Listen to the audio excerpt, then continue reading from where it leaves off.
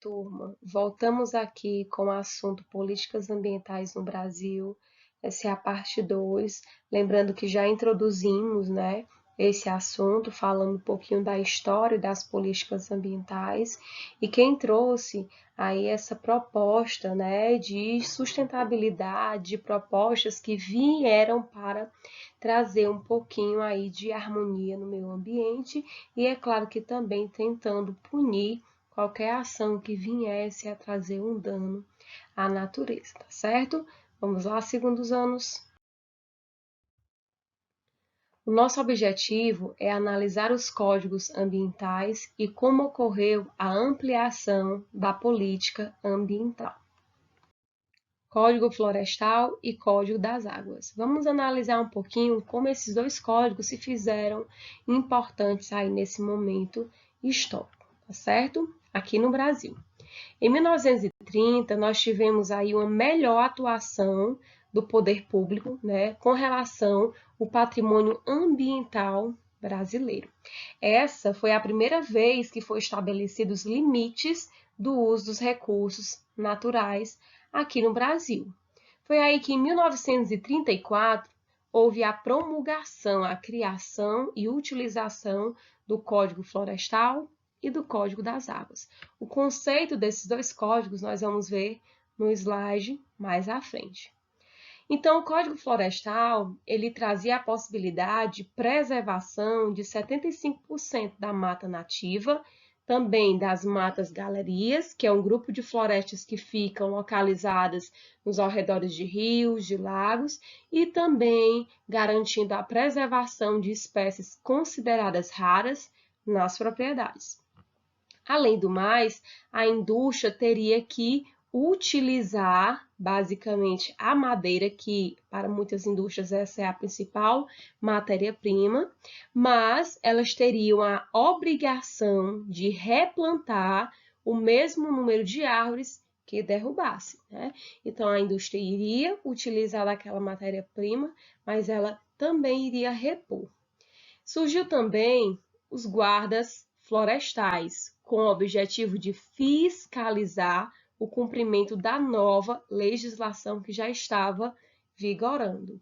E os governos estaduais e municipais iriam criar suas próprias unidades de conservação. Então, cada município iria trazer a possibilidade de reflorestamento, de conservação, e é claro que o efeito disso tudo iria ser nacional. Em 1965, houve a substituição do Código Florestal e o estabelecimento das áreas de preservação permanente, também chamadas de APP. Então, olhem só, em 1965 nós já viemos ter a primeira substituição de um desses dois códigos, tá certo? Mas aí, o que é APP? Áreas de preservação permanente. E qual é o objetivo? O que são consideradas APPs? Então, as áreas de preservação permanente são consideradas margens de rios, né, tentando também conservar a mata ciliar, como também a areia que fica localizada ali no seu entorno, né, o solo, que tem uma grande contribuição para a conservação e contenção da água, né, dos rios. Topos de montanhas também são considerados áreas de preservação permanente e terrenos de maior declividade. Nesse código foram estabelecidos o tamanho das reservas legais e a área de vegetação nativa a ser preservada nas propriedades rurais. Isso é muito importante, né? Para que não apenas as áreas que são consideradas basicamente do Estado, mas as propriedades rurais, o seu proprietário ele possa saber que ele tem um limite de extração, de utilização, mas também tem que ter aquela área que exige-se um cuidado maior, uma preservação. Bem, o Código das Águas, ele tem o objetivo de definir o caráter público das águas superficiais brasileiras, além de estabelecer regras para a exploração dos recursos hídricos, não só para o abastecimento de irrigação, como também navegação, uso industrial e geração de energia. Além do mais, o uso de grandes volumes de água para a agricultura ou para a indústria estará sujeito à autorização do poder público, o que é muito válido, né? Pela quantidade de água que, infelizmente, por muitos anos foram utilizadas sem, é claro, a autorização do poder público. Então, é bastante importante se ter o controle da utilização do mesmo. A ampliação da política ambiental. Sabe-se que as leis, normas, códigos ambientais, eles são passíveis de mudanças, né? Então, é claro que essas mudanças, elas vêm acontecer para tentar trazer um benefício para as futuras gerações, como também para a população que já explora, que já utiliza de todos esses recursos. Então, essa ampliação aqui no Brasil aconteceu de forma bem acentuada no regime militar, que foi aí entre os anos de 1964 a 1985. O regime militar ele foi marcado pela confusão legislativa e pelas contradições na atuação dos órgãos federais. E foi aí nesse meio termo do regime militar que em 1967 surgiu o Instituto Brasileiro de Desenvolvimento Florestal, o IBDF, que era responsável pelas políticas de proteção ambiental e pela gestão das unidades de conservação. Em 1974, houve a criação da Secretaria Espacial do Meio Ambiente, a SEMA, e logo em seguida, em 1989, foi criado o Instituto Brasileiro do Meio Ambiente e dos Recursos Naturais Renováveis, muito conhecido, o IBAMA. O IBAMA, ele englobou o SEMA e o IBDF, inseriu, né? Passando também a conter, junto com o IBAMA, as responsabilidades do Instituto Brasileiro de Desenvolvimento Florestal e da Secretaria Espacial do Meio Ambiente, tornando-se o principal órgão executor da política ambiental do governo federal. Já em 1992, um ano histórico para o Brasil, surgiu o Ministério do Meio Ambiente, o MMA. Ano histórico porque foi o ano em que aconteceu aqui no Brasil a Eco 92, ou Rio 92, Conferência das Nações Unidas sobre o Meio Ambiente. Bom, gente, falando agora de tragédias ambientais no Brasil. Então, todas essas leis que surgiram, né, durante esses anos todos, eles têm um único objetivo, que é de tentar trazer um certo equilíbrio dos ecossistemas, como também garantir, né, um planeta, uma nação saudável para as futuras gerações. Mas muitas empresas, elas lutam por leis menos rígidas, né, e que poderão trazer uma certa vantagem, né, e garantia para as grandes indústrias produtoras e, é claro, que são grandes também exploradoras dos recursos naturais.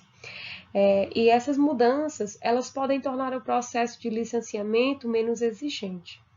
E tendo mudanças cabíveis e benéficas para as indústrias, isso poderá dificultar o planejamento ambiental e aumentar o risco de tragédias. E eu trouxe aqui 3 tragédias muito conhecidas pelo mundo inteiro, em particular pelos brasileiros, que trouxeram um alto índice de mortalidade e um grande desequilíbrio ecológico. E a primeira aconteceu no ano de 2000, que foi o vazamento de óleo dos rios Barigui e Iguaçu, né? Cerca de 4 milhões de litros de óleo cru vazaram pela refinaria do presidente Getúlio Vargas, também da Petrobras, afetando rios Barigui e Iguaçu, no município de Araucária. Então, nós temos, é claro, que uma grande quantidade de espécies que viviam, né, como principal habitat esse rio, vieram a se extinguir, né? E também afetou a vida das pessoas que dependiam não só das espécies que viviam dentro desse habitat, como também necessitam da água para a sua sobrevivência. O segundo incidente foi o rompimento da barragem de Mariana em Minas Gerais no ano de 2015, muito conhecido esse incidente, né? E esse episódio, até o ano de 2015, foi considerado a maior catástrofe ambiental da história brasileira, trazendo aí 600 famílias desalojadas, 19 pessoas morreram, 1.469 hectares de vegetação foram comprometidas, cerca de 663 quilômetros de rios e córregos foram contaminados pela lama e poucas horas após o rompimento, a massa de rejeito chegou ao Rio Doce, a maior bacia da região sudeste brasileira, né? Então, mais uma vez, teremos danos para a natureza e para o homem, que necessita desse recurso também. Nós temos, é claro, aqui a segunda, na verdade, a terceira tragédia, né, que foi o rompimento da barragem de Brumadinho no ano de 2019, localizada em Minas Gerais. Muito conhecido esse incidente, muito recente, né, onde a principal empresa responsável era a mineradora Vale. Esse rompimento, né, trouxe aí um mar de lama, destruindo tudo que encontrou pela frente, como casas, plantações, pousadas, estradas e vegetação. Então, segundo a empresa, tinham cerca de 300 funcionários que estavam trabalhando, né, nesse local. Nós tivemos aí 241 vítimas fatais, de acordo com os dados divulgados no ano de 2019, e mais de 25 pessoas continuavam desaparecidas, né? Em maio de 2019, esse dado mesmo do ano de 2019. E segundo a análise do IBAMA, os rejeitos de minérios devastaram cerca de 133,27 hectares de vegetação nativa da Mata Atlântica e 70,65 hectares de áreas de preservação permanente, olha só a APP. E o rio Paraupeba, afluente do rio São Francisco, também muito conhecido por nós, foi gravemente contaminado. E o impacto ambiental ele foi devastador e ainda não pode ser totalmente mensurado, né? Os danos que essa tragédia trouxe aí para todos nós. Então fica aí a atenção e cautela. E é claro, mais uma vez, a reflexão de que as catástrofes elas deixam marcas na população e comprometem o equilíbrio dos ecossistemas. Bom, gente, um novo Código Florestal. Nós sabemos que há muitas mudanças recorrentes nas políticas ambientais, como eu falei anteriormente, né? Então, nós temos aqui mais uma mudança. Nós sabíamos que em 1965 surgiu o Código Florestal, o Código das Águas, e esse código veio se modificar em 2012. Ficando estabelecida, eu trouxe aqui 3 importantes pontos que podem trazer até facilitar uma comparação do código atual e do código anterior. Ficou estabelecido que as APPs passam a contar um cômputo de reserva legal 85%, 35% ou 20%, a depender da região. Então, são consideradas áreas de preservação permanente essa porcentagem aí ao cômputo de reserva, certo? As multas provocadas pelo desmatamento, elas podem ser revertidas em serviços ambientais. E as APPs das margens de rios passam a ser de 5 metros a 100 metros, quando antes variavam de 30 a 500 metros, né? Então, eu vou finalizando aqui com vocês, né? Essa aula continua. Eu agradeço por vocês terem acompanhado o vídeo do início ao fim.